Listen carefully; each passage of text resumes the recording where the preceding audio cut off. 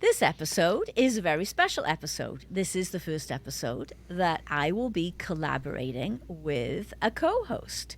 And my fellow co-host is Carl Anthony. He is the managing director and co-founder of Automoblog and AutoVision News and host of the AutoVision News radio podcast. He is a veteran broadcaster. He knows his stuff. And we met about a year ago, and something that you might not know is that in the podcasting world, we're very supportive of each other. We're very collaborative. Now, Carl tends to focus more on the technical side of the automotive industry, and I focus on leadership and culture. So, Carl, how excited are you that we're doing this together?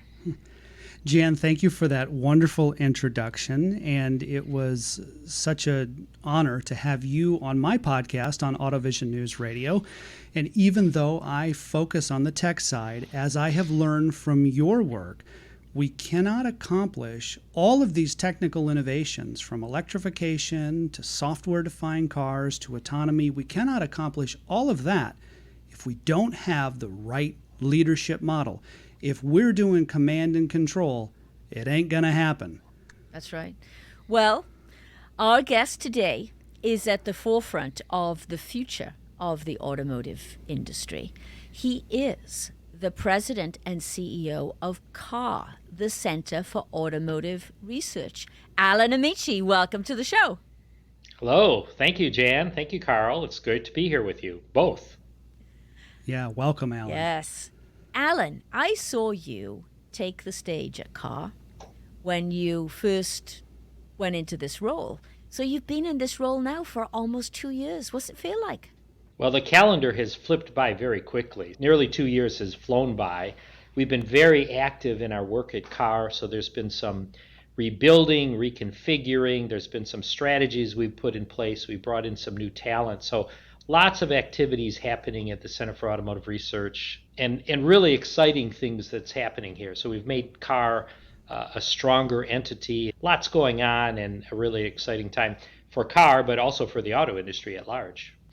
Alan, on your website, from the CAR website, the center, and I'll quote verbatim here, the Center for Automotive Research is involved in the research of significant issues that relate to the future direction of the global mobility industry.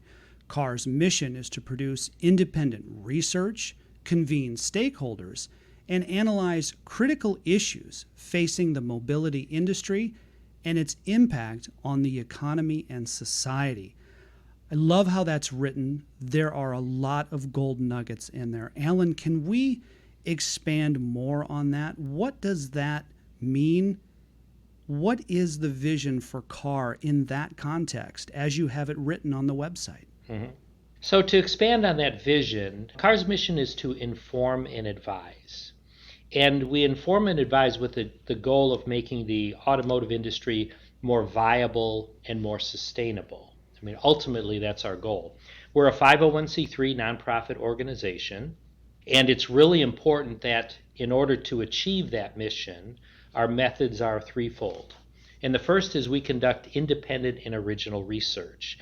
And we conduct research that is addressing the big issues in the automotive industry. And we try to take a broad brush approach as part of our mission to cover the topics that are keeping CEOs awake at night. And so our mission in that regard is to shine a light on problem areas so people can get together and talk about potential solutions and perhaps even solve some of these things. So number one, original and independent research is the foundation for the Center for Automotive Research.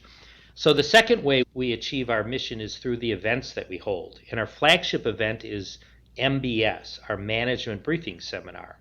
And we hold this event every August. This year it will be at the Grand Traverse Resort in Traverse City, Michigan. This will be year 59 for the event. And it brings together C-suite executives to talk about the big problems in the industry. These are not so much technical issues that you might see at an SAE World Congress. These are C-suite executives talking about how do you make EVs more affordable? How do you make EVs profitable? What's happening with charging infrastructure? how do we increase range? What's happening in the battery industry in terms of new chemistry? So critical issues affecting the auto industry as viewed from a CEO or a C-suite executive viewpoint. And so we have big names, big impactful names that are our keynote speakers at this event. And then the third way we try to impact the auto industry is through our partnerships. And so we have affiliates, which are our private companies, and then automotive community partnerships, which are our public entities. So these may be economic development corporations. It could be the state of Michigan or the state of Indiana. They could be city of Sterling Heights, Michigan, for example, or the city of Lima, Ohio, for example. So smaller public organizations that we are able to share our data and our research with to give them some insight into what's happening in the auto industry. So we share our book of deals, we share what's happening in investment in that particular space. So we weave those three elements together, research, events, and our programs together to try to inform and advise, which is really the purpose of our mission. A lot of technical focus, obviously. Not so much focus on the leadership and culture piece of it. And as I'm sure you've heard me say many times, Alan, in this industry, you can't run a 4K video on a 95 Windows operating system. So what makes us think we can develop EVs in the world of mobility and use the same cultural operating system that we've had in this industry for decades? Is that part of CAR's mandate, or how do you see that weaving into the overall CAR mission? Well, it can be. I mean, there's an element of labor economics and policy that is part of the Center for Automotive Research, and it's part of the research that we do. There's a specific example, which is technology, and we could talk about software or software-defined vehicle. Many of the automakers are bringing software in-house, and in bringing this in-house, that means they're developing their competencies within the organization. That means they're developing mechanisms to manage. That means they're developing the competence to manage these organizations. And so just the fact that companies are motivated to bring software in-house doesn't make it happen. It takes the competence, it takes the capability, and it takes the leadership to be able to do something like that. And quite honestly, the auto industry is struggling with developing software in-house right now. It's not going particularly well. And so this is an area we're very interested in. And you can see some of the moves companies are making. Like General Motors just recently announced their Mountain View Tech Hub. And so they're going to be sourcing software capability out in Mountain View, out in the Bay Valley, to try to bring software talent into the organization. So this is a strategic move that they're making.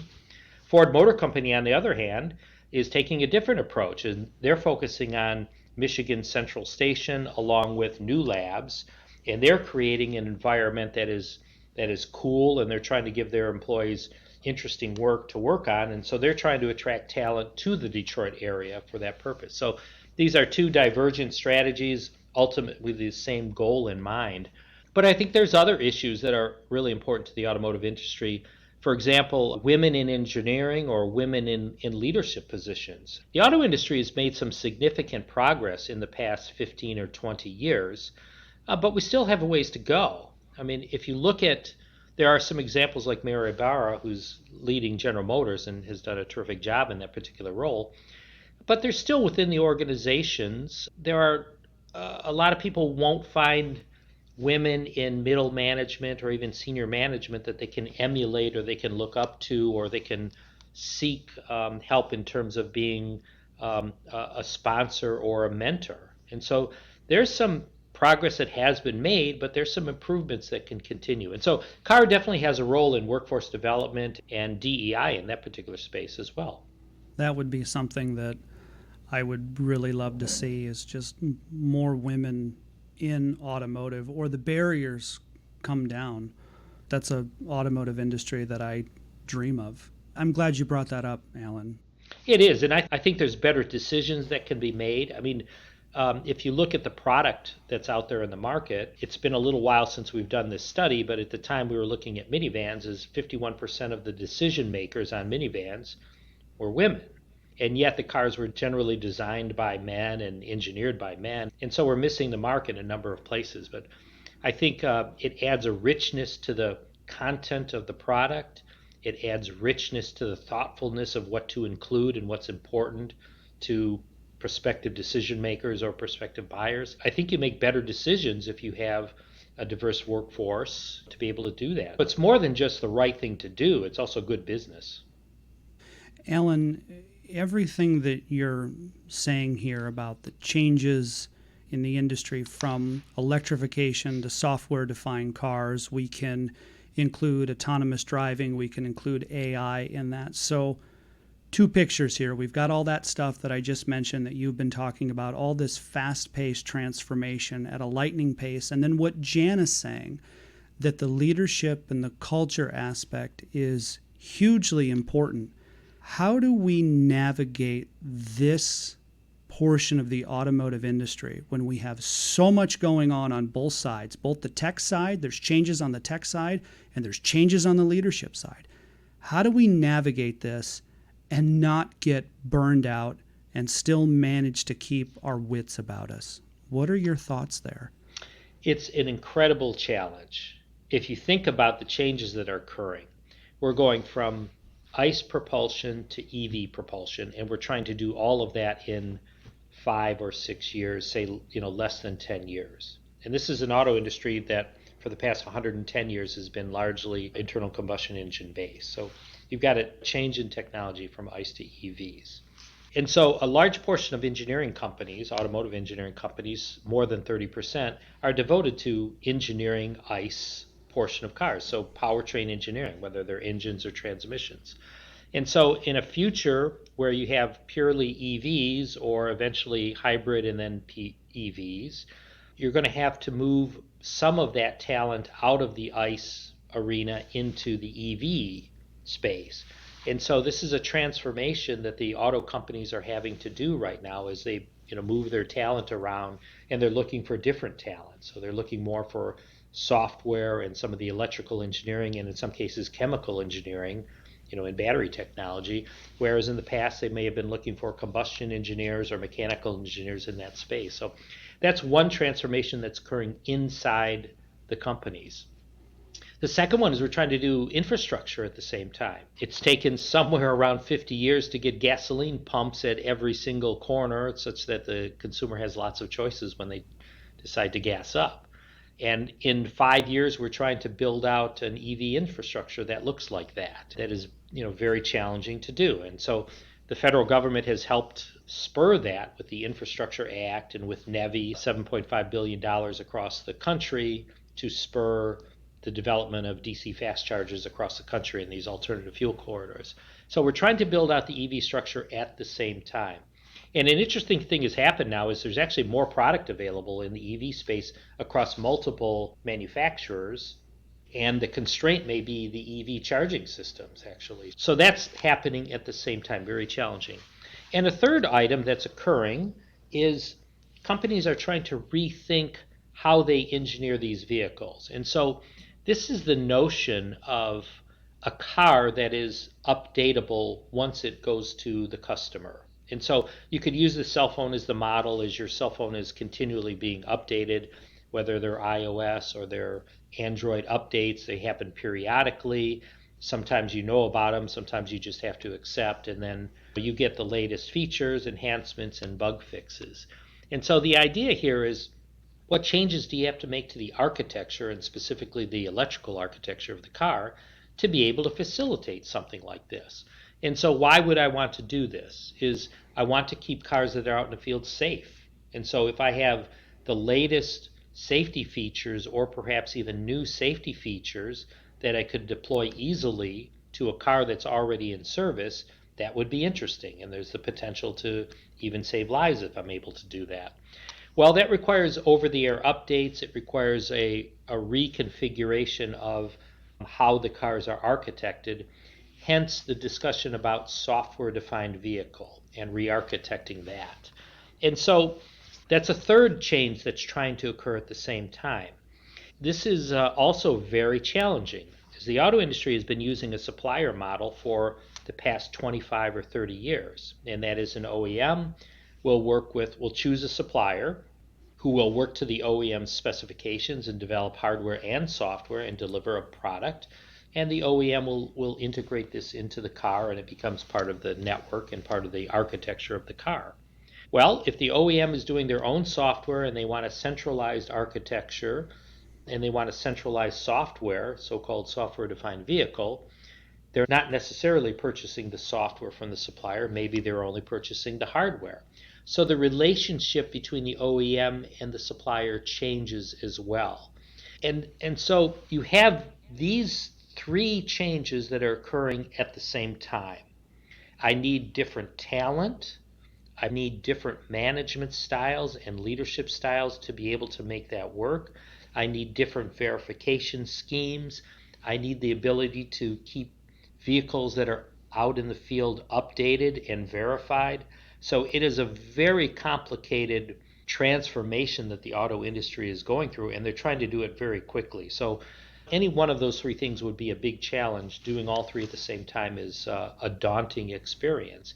And quite honestly, it's not the leader from 10 or 15 years ago. It's perhaps a new leadership style that can contemplate how should we be doing software differently? How should we be developing software differently? How should we be verifying software differently? Do we have the right talent to do so? So big challenges, lots of changes going on. We live in interesting times right now in the auto industry. Alan, you mentioned the way the traditional supply base is set up, the OEMs through the tier system, and that is changing. We are moving to more of a supplier ecosystem. And yes, the model of leadership and culture is changing along with it. But one aspect of that is definitely related to technology is the speed and agility needed to drive innovation. We cannot have innovation operating at the level of speed that we need in this industry. It cannot coexist with fear. And a lot of the culture that we have in the automotive industry is based on fear. And so this idea that you will try something new, and if it doesn't work out, you maybe tweak it and you iterate and you iterate and you iterate, and then finally you get it. All the startup people that I've interviewed, they talk about relentless focus on customer pain point, and then they try something, small bets frequently, and they tweak it and tweak it and tweak it, and they keep going because they don't have the fear of failure. They're just focused on the mission and conviction and let's get this thing figured out. Whereas traditional auto culture is more, oh, well, you know, we got to have this thing fully vetted. We better have the P&L lined out for the next 5 years, and we got to have this whole thing ready to go. That model is not going to work, is it? Well, a couple thoughts on that is, yes, it does feel like we're dragging our knuckles on that one a little bit. I would say the model that has been set up that we've been working to for the past 50 years means the moment that car leaves the end of the assembly line is effectively the last time the manufacturer can touch that car. Sure, at a dealership you can make changes and fixes, but that's it. And so there are no opportunities for software changes without cost. There are no opportunities for hardware changes without cost. We don't want to do, the auto industry never wants to do verification on the customer. Verification is to be done internally. And the customer expectations are, my car operates perfectly. I don't get the blue screen. When I'm crossing train tracks, everything works. My car doesn't stop. It reliably starts every single morning from minus 40 to plus 125 degrees. It is a very robust piece of equipment in a very difficult environment. Okay. That being said, are there things that we can do to improve the speed? So within my career, a number of years ago, the product development life cycle was 60 months. It was 5 years. Okay, and so not that long ago, but it was. And so 5 years, and so this even predated the need for camouflage on vehicles because it took so long. You say, hey, you can look at my car. We just know you can't catch up with it, and so it doesn't really matter. I'll show you my car. Well, between the beginning of my career when it was 60 plus months and towards the end of my time when I retired from Chrysler, it was much closer to 20 or 22 months. No, it's incredible. And now, of course, the definition of 22 months depends on when you start the stopwatch, and it depends on the degree of change. What's happened is, to do that, the companies have become very efficient. You produce fewer cars, you play much more in the virtual world. And so you're doing CAD, you're doing virtual mock-up, digital mock-up assembly. You're staying in the virtual world as long as possible, get everything right before you actually cut any steel and build cars. And so this reduces the cost of building prototype cars, reduces the number of prototype cars, and it reduces your risk because you can iterate very rapidly in this virtual world. Okay, does that solve all the problems? Not yet, but it's certainly reduced from 60 months to 22 months and is used by all automakers out there. Let's look at the second premise there is that once a car leaves the assembly line, that's the last time the OEM can touch it without cost. That's changing now because of a couple things we alluded to, whether it's over-the-air updates or some type of flash updates where you can, in fact, provide value and updated software to a vehicle, perhaps without the customer bringing it into a dealership. They can hook up to their Wi-Fi, schedule the update at night, press accept, and you get this software update. This update could be a bug fix, it could be a feature enhancement, it could be a new feature. And so you've created this opportunity that does a couple things. One, it is not the last time I touch the car. I do have an opportunity to update or upgrade the car. So I have the ability to take a little bit more risk during the development phase. Now, we can make mistakes. If we're too loose with that policy, we end up having the customer discover problems, and you don't want to do that. So you still want to ship a high quality product. You just want to create the opportunity to add features later that might be interesting that you wouldn't have time for previously. So that's a very interesting premise that can provide value to the customer. It does actually provide some speed in that the customer doesn't wait till the next generation of car to get a particular feature. They maybe will enjoy it on their present version. But it does certainly require discipline. And so one has to contemplate the fact that, can I tolerate a bug on iOS X that is updatable 2 days later on iOS X plus 1? Does the automotive customer feel the same way?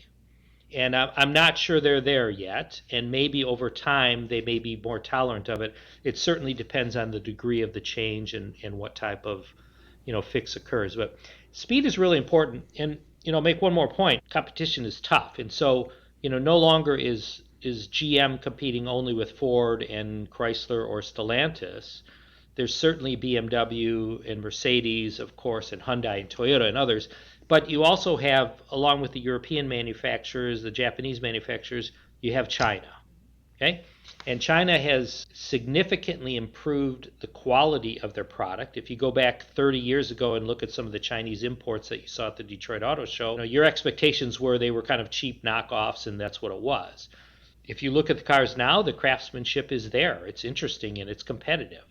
And their cost structure appears to be, perhaps it is subsidized by the government. Their cost structure appears to be quite a bit lower. The quality appears to be there. And they put a heck of a lot of resources into their version of software development, whether it's AI or it's autonomous vehicles or it's software-defined vehicles. So for the automakers writ large, whether you're talking about North America or you talk about North America and Europe, there's big competition in China. And speed is part of the competition. So you got to go fast to be competitive. You have to execute really well. You can't trade quality for speed.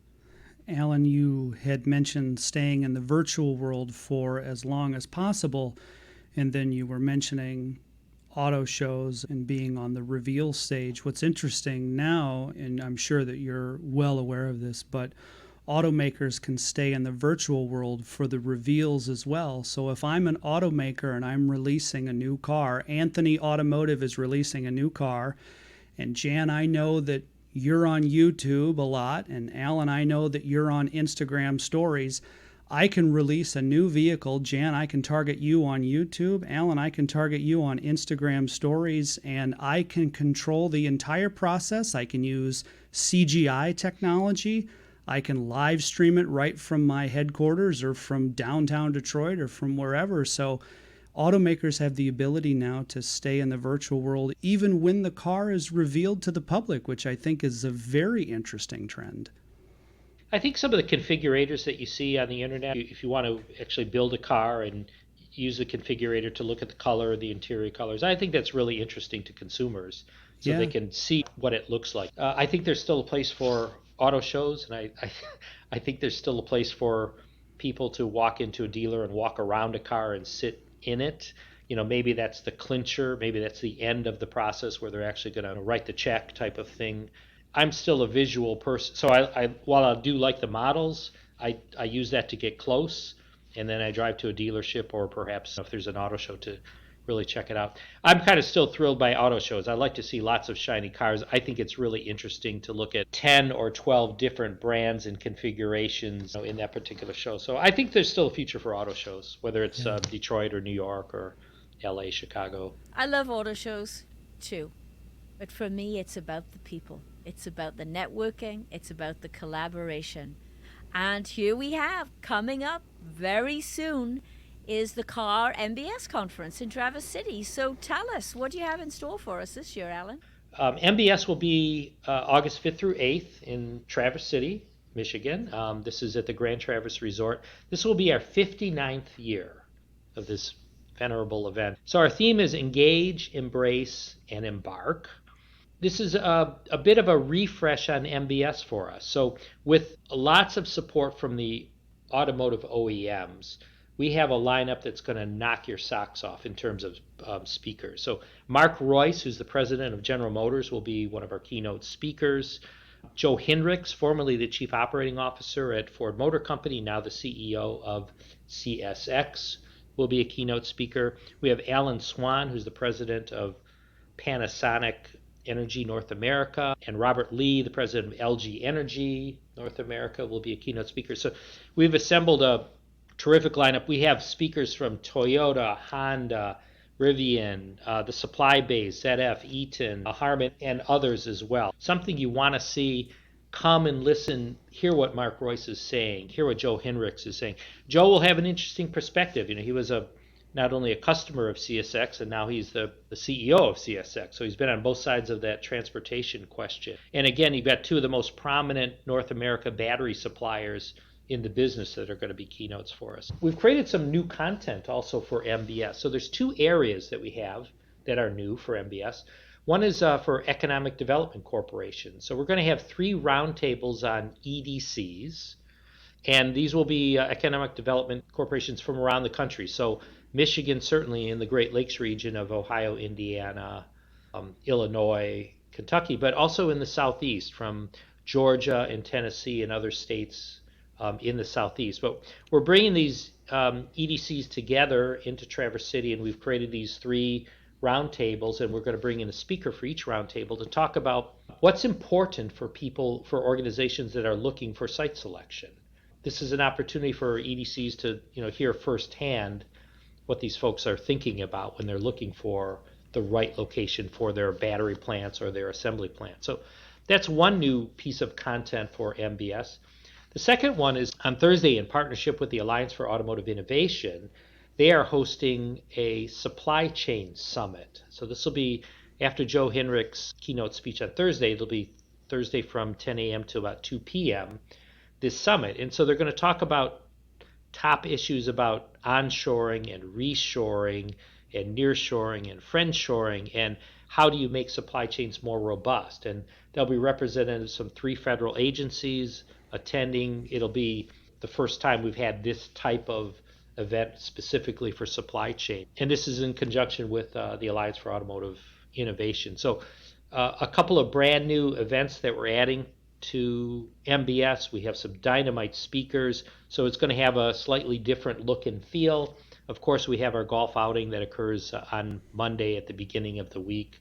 And Traverse City has been pretty good about having fabulous weather at the beginning of August, so we hope they do their part. And there will be some other special guests as well. So it's a great opportunity to make meaningful connections. It's somewhat of a captive audience, and so the networking there is a little bit sticky, and you tend to make lasting relationships with some of the people that you'll meet there at MBS. And we'll have our casino night and a variety of different networking events. So fantastic event. We have our student program as well. We'll have approximately 40 students from universities in and around the Great Lakes area.